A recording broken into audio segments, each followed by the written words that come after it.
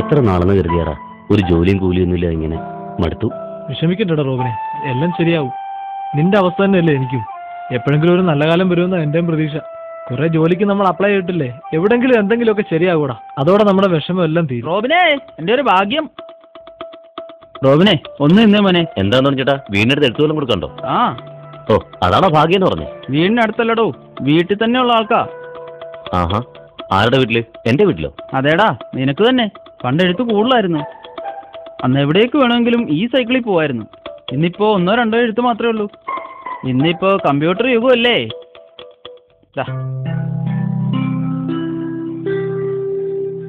വാടാ.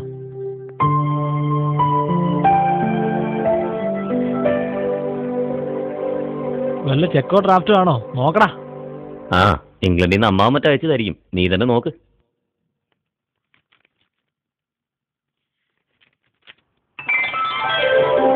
എടാ റോബിനെ, നിനക്ക് ജോലിക്കുള്ള അപ്പോയിന്റ്മെന്റ് ഓർഡർ ആടാ ഇത്. അപ്പം മരിക്കുന്നതിന് മുമ്പ് അപ്പന്റെ ഒരു കൂട്ടുകാരൻ മുഖേന എറണാകുളത്തൊരു ജോലിക്ക് ഞാൻ അപേക്ഷിച്ചിരുന്നു. നിന്റെ അപ്പം നിനക്ക് വേണ്ടി അതെങ്കിലും ചെയ്തു. എനിക്കും ഉണ്ടൊരപ്പൻ. സദാസമയവും കള്ളും കുടിച്ച് മറ്റുള്ളവരെയും ചീത്തയും വിളിച്ചു കിടക്കുന്ന ഒരു അപ്പൻ.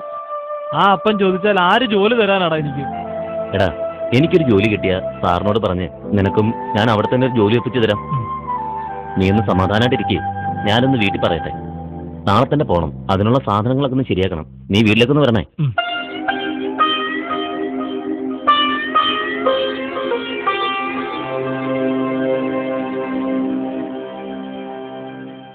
മോളെ, എല്ലാ സാധനങ്ങളും നോക്കിയെടുത്ത് വെക്കണേ. ഒരു സാധനത്തിന് വേണ്ടി ഇവിടെ വരെ വരാൻ പറ്റില്ല. അമ്മേ, ദേ ഇതും കൂടെ വെച്ചോ. മോനെ, ആ കടലാസിൽ എഴുതിയിരിക്കുന്നതൊക്കെ ശരിയാണോ? അതിൽ എഴുതിയിരിക്കുന്നതൊക്കെ ശരിയാണമ്മേ. 3000 രൂപ ശമ്പളവും താമസ സൗകര്യവും ഭക്ഷണവും സൗജന്യമാണ്. പിന്നെ അപ്പം മരിച്ചത് സാറിന് അറിയാവുന്നതല്ലേ, അതുകൊണ്ട് എന്തെങ്കിലും ആനുകൂല്യം കിട്ടാതിരിക്കില്ല. മാതാവി, എന്റെ കുഞ്ഞിനെ കാത്തോളണേ. മോനെ, അവിടെ പൈപ്പ് വെള്ളം ആയിരിക്കും. വായിൽ വെള്ളം കവിൾ കൊണ്ട് വേണം കുളിക്കാൻ. പിന്നെ തല നന്നായിട്ട് തോർത്തണേ മക്കളെ. ഈ എറണാകുളം ടൗൺ എനിക്ക് അറിയാൻ വയ്യാത്തൊന്നും അല്ലല്ലോ അമ്മേ. ഞങ്ങൾക്ക് +2-ന് എറണാകുളത്തെ കുറിച്ചൊരു പ്രൊജക്ട് ഉണ്ടായിരുന്നു. പിന്നെ സാർ എല്ലാം വിശദമായി പറഞ്ഞിരുന്നു. മാത്രമല്ല, കഴിഞ്ഞ കൊല്ലം ഞങ്ങൾ അവിടേക്ക് ഒരു സ്റ്റഡി ടൂറിനും പോയിരുന്നു. അമ്മ വെറുതെ മാത്യു ചേട്ടന്റെ കയ്യിൽ നിന്ന് 1000 രൂപ കടം വാങ്ങേണ്ട കാര്യം ഉണ്ടായിരുന്നില്ല. അവിടെ ചെന്നിട്ട് ഇങ്ങോട്ട് വിളിക്കണമെങ്കിലോ മറ്റ് അത്യാവശ്യ സാധനങ്ങൾ എന്തെങ്കിലും വാങ്ങിക്കണമെങ്കിൽ എന്തോ ചെയ്യും? ആ ശരി ശരി, അടുത്ത മാസം ശമ്പളം കിട്ടിക്കഴിഞ്ഞാൽ ഉടൻ ഞാൻ ഇങ്ങോട്ട് അയക്കാം. ഇതിൽ ബാക്കിയുള്ളതും ഇങ്ങോട്ട് അയക്കാം. അടുത്ത മാസമെങ്കിലും ഇവളെ കമ്പ്യൂട്ടർ പഠിക്കാൻ ചേർക്കണം. പിന്നെ അപ്പച്ചൻ ഇവളുടെ കാര്യത്തിന് വേണ്ടി ചേരാനിരുന്ന ആ കുറിയിലും ചേരണം. എന്റെ ദൈവമേ, സമയം ഇത്ര ഇവനെ കാണുന്നില്ല, ഇവൻ ഒരുങ്ങിയില്ലേ? അമ്മേ അമ്മേ, എന്താ മോനെ? അവൻ ഇതുവരെ റെഡി ആയില്ലേ? 10:15 ബസ്. 1 മണിക്കൂർ വേണം അവനൊന്ന് ഒരുങ്ങി ഇറങ്ങാൻ. അവിടെ ഒരു മുറി തന്നെ വേണം അവന്റെ സാധനങ്ങളൊക്കെ വെക്കാൻ.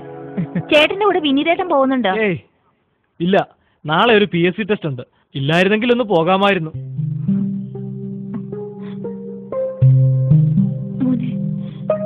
അമ്മേ പോട്ടടി. ആ വേഗം വാ.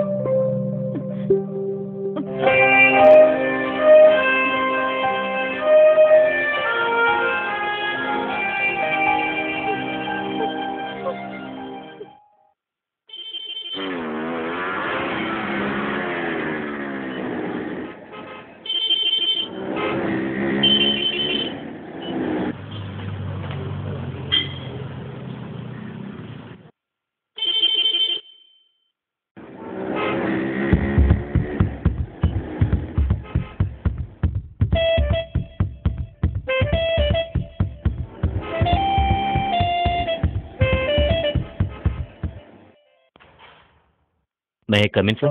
Yes, come in. Take your seat. Thank you, sir.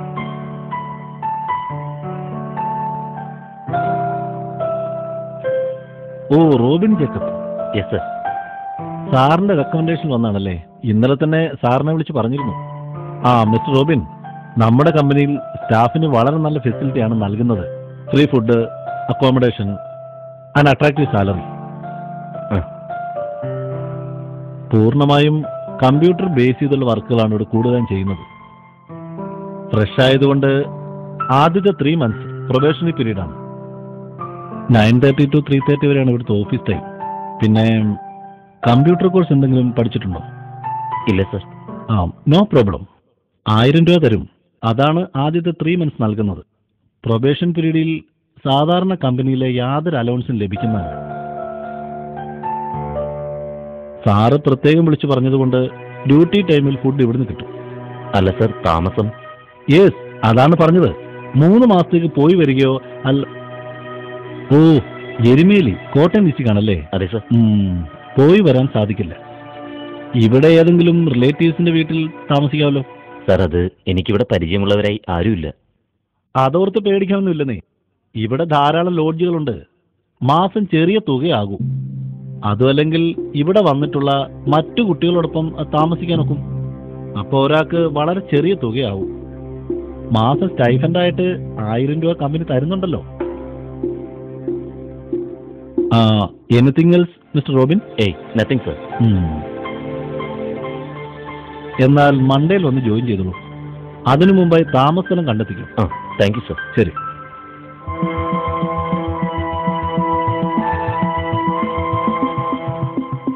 Hello, ഒന്ന് നിൽക്കണേ.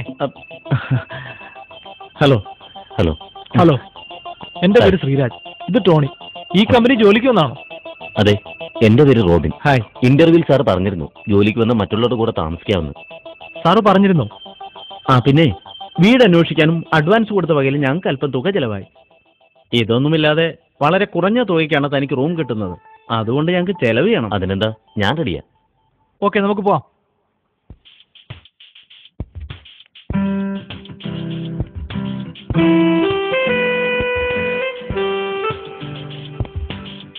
എത്താറായോ? നടന്ന് ഞാൻ ക്ഷീണിച്ചു. എവിടെ എത്താറായെന്ന്? നമ്മുടെ വീട്. ഇനിയൊരു സത്യം ഞങ്ങൾ പറയാം. വീട് ഞങ്ങളും അന്വേഷിച്ചുകൊണ്ടിരിക്കുകയാണ്. ഇതുവരെ ഒന്നും ശരിയായിട്ടില്ല. എന്താണ് നീ പറഞ്ഞത്? നീ പറഞ്ഞ സത്യമാണോ? ഭക്ഷണം പോലും കഴിക്കാതെ മാറ്റി വെച്ചിരുന്ന കാശ ചതിക്കായിരുന്നല്ലോ നീ. ക്ഷമിക്കടാ, ചതിക്കുകയല്ലായിരുന്നു. ഞങ്ങൾ 3 ദിവസം ഇവിടെ വന്നിട്ട് കയ്യിലുണ്ടായിരുന്ന പൈസ മുഴുവൻ തീർന്നു. ഇന്നലെ മുതൽ പട്ടിണിയാ, വിശന്നിട്ടാടാ. ക്ഷമിക്കടാ പ്ലീസ്. സോറിടാ, ഞാൻ രൂപ ചെലവായപ്പോ സോറി. ഇപ്പൊ എനിക്ക് ആശ്വാസമായി. ആ രൂപ കൊണ്ട് നിങ്ങൾക്ക് ഭക്ഷണം വാങ്ങി തരാനെങ്കിലും ആയല്ലോ. ഇനി എന്തിനും ഞാനും ഉണ്ടോ നിങ്ങളുടെ കൂടെ? അതുപോട്ടെ, നിങ്ങളുടെ വീടൊന്നും അന്വേഷിച്ചില്ലേ? എന്താടാ പറയും? നിന്നോട് സത്യം പറഞ്ഞാൽ എന്താടാ പ്രശ്നം? ഫ്രീ ഫുഡ്, അക്കോമഡേഷൻ എന്നൊക്കെ കേട്ടപ്പോൾ ഞങ്ങൾ അധികം രൂപയൊന്നും എടുത്തില്ല. ഉണ്ടായിരുന്ന തീർന്നു. പിന്നെ എങ്ങനെ വീട് അന്വേഷിക്കാൻ? ഇവന്റെ പറച്ചിൽ കേട്ടതൊന്നും വീട്ടിലുണ്ടായിരുന്നിട്ട് എടുക്കാത്ത പോലെയാണെന്ന്. സത്യം പറയാലോ, ജോലി കിട്ടിയെന്ന് അറിഞ്ഞപ്പോൾ ലോട്ടറി അടിച്ച പോലെയായിരുന്നു. ഇതില്ലാതെ ഇനി തിരികെ പോകാൻ വയ്യാത്ത അവസ്ഥയാണ്. ഇനി 3 മാസം. ഇത് തന്നെയാടാ എന്റെ അവസ്ഥ. കടം വാങ്ങി 1000 രൂപയായിട്ടാ ഞാനും വന്നത്. ചെറിയ ഏതെങ്കിലും ഒരു വീടിന് ഈ തുക മതിയാകും. ആ, നമുക്ക് അന്വേഷിക്കാം. വാ.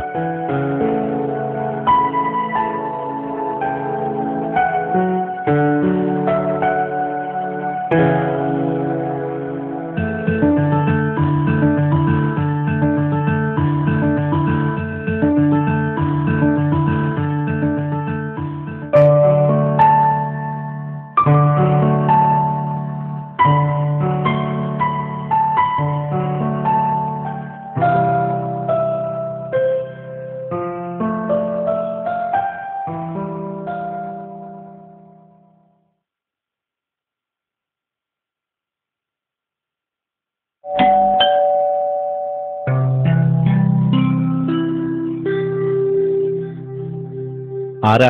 എന്ത് വേണം? എന്തെങ്കിലും വിൽക്കാനാണെങ്കിൽ ഇവിടെ ഒന്നും വേണ്ട. അതല്ല സാർ, വീട് വാടകയ്ക്ക് കൊടുക്കാനുണ്ടെന്ന് അറിഞ്ഞിട്ട് വന്നതാ. ആ, വാ വാ, കയറിയിരിക്കും.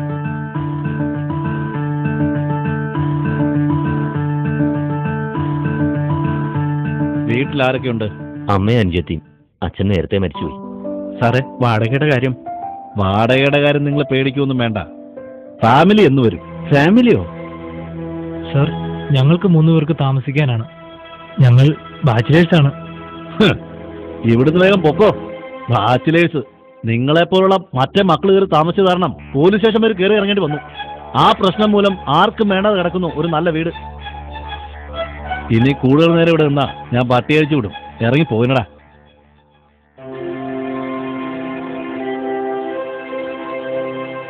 ആദ്യം എല്ലാവരും പഞ്ചപാവങ്ങളെ പോലെ ഇരിക്കും. ഒരു കുഴപ്പവും ഉണ്ടാക്കില്ല. താമസം തുടങ്ങിയാൽ പിന്നെ മറ്റുള്ളവരെ ശല്യപ്പെടുത്തലും ചീത്തവിളിയും ബഹളവും.